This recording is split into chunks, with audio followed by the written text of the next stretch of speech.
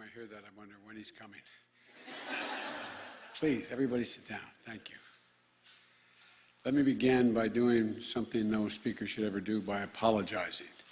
I got a little tied up in that other office I work in, Pat, and I apologize for keeping you waiting, because I know you're all equally as busy as I am. I want to thank you. Today, I think, is a day of hope.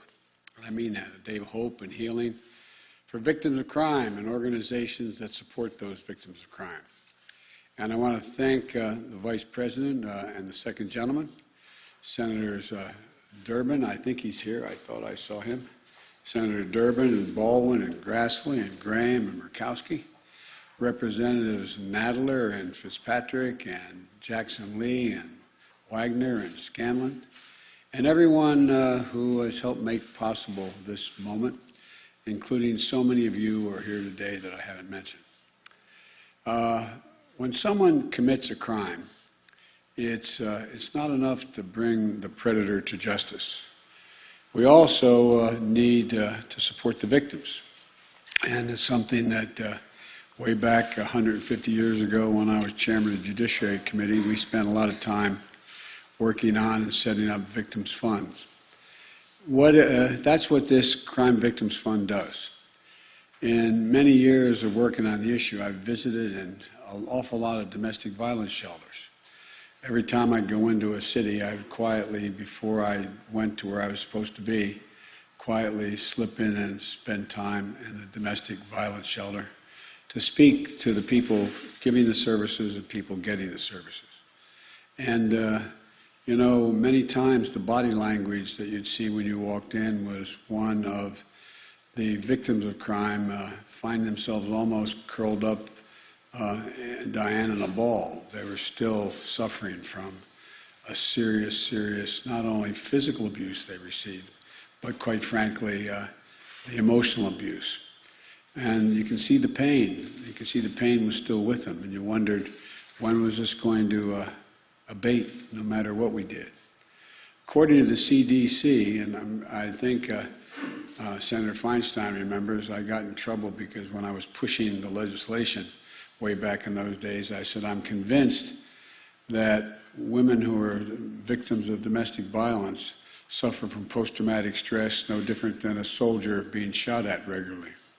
You come home, and every time your significant other would come home, if dinner wasn't ready and he smashed your head against the wall, there's no difference in being shot at. And the CDC 2 years later came out and said survivors can experience mental health problems and such depression and symptoms of post-traumatic stress syndrome. Even before research confirmed it, you could see it.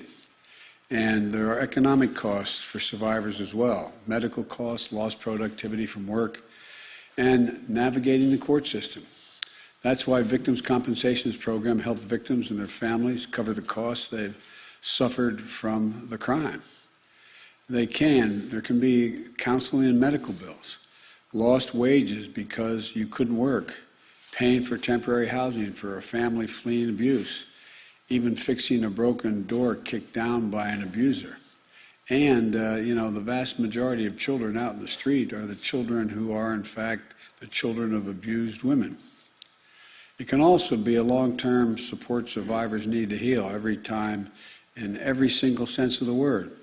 In 2019, these victims' compensation funds went directly to 230,000 victims, 230,000. These funds also got to states, territories, and tribes to support thousands of victim service organizations. These organizations have provided services and support to over 13 million survivors. And by the way, last night, some of you heard me talk about the need for more policing that understands the need for communities and citizens. These funds also go to law enforcement agencies to support training on how to respond to victims who have experienced trauma. In 1984, I was proud to support the passage of the Victims of Crime Act and created this fund. I'm also proud to sign the law that significantly strengthens it today. This fund doesn't take a dime of taxpayers' money. It uses fines and penalties paid by convicted federal criminals. However, fines from what are called non-prosecutorial agreements or defendant or deferred prosecution agreements did not go into this Victims' Crimes Fund in the past. Since there has been more and more of these agreements in recent years, the fund is being depleted. That meant dramatic cuts in the funding it could provide for victims and for organizations to support these victims. Between 2017 and today, the amount of money in these funds has gone down 92%, which has resulted in a 70% reduction in victims assistance programs and grants. This means that for a lot of victims, the help they need isn't there any longer.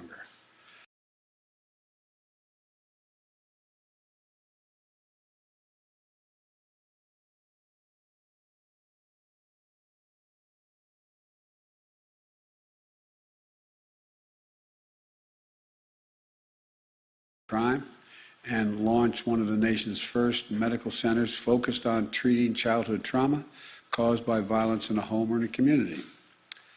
This bill is going to allow us to make sure that all the fines and penalties that are from federal cases go into the Crime Victims Fund to rebuild this fund because it's badly needed. This is going to enable us to provide more help and support to victims of domestic violence, sexual assault, child abuse, trafficking, and other crimes all across America. In order to provide more access and safety and services for victims of gender-based violence, it's long past time to reauthorize and strengthen the protections through the Violence Against Women Act. Please, please. You know, you can...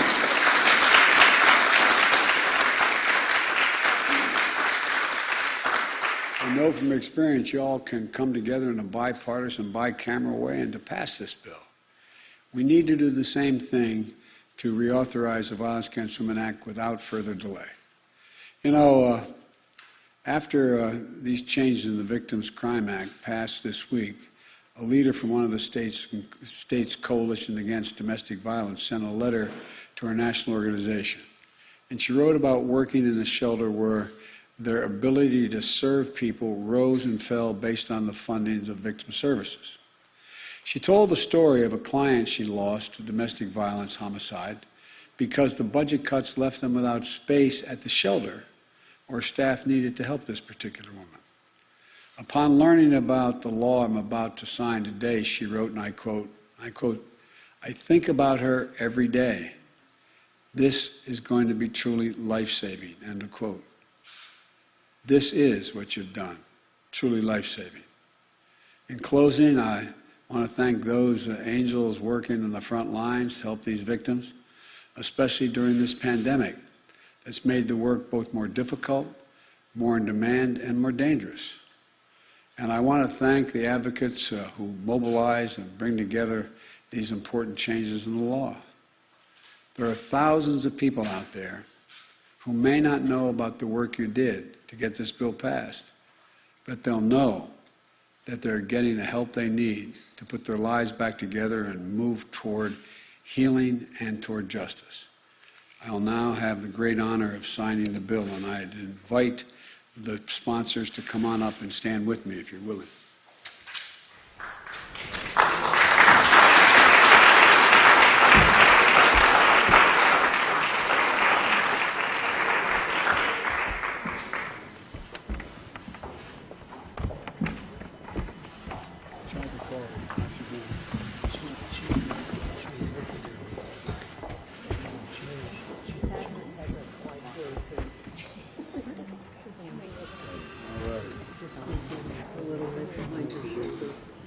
Great honor to be able to sign this.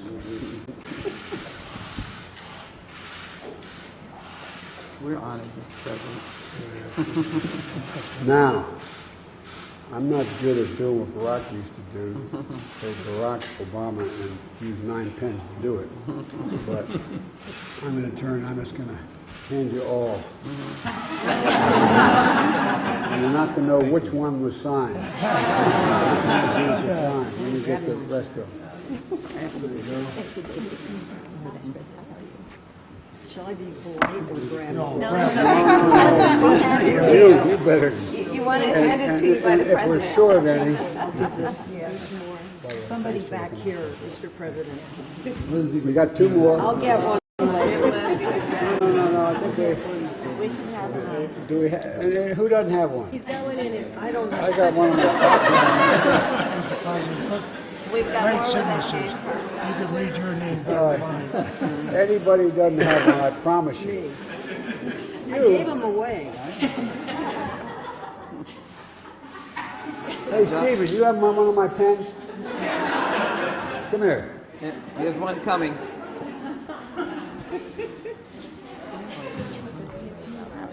President's been here before.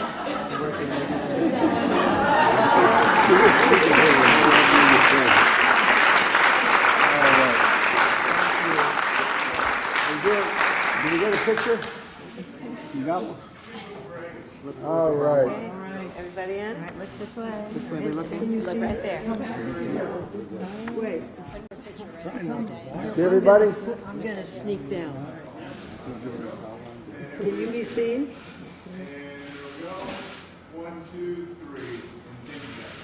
This is one of those deals where what they did was literally, not figuratively, and it changed the lives of women and children and some men out there. So thank you.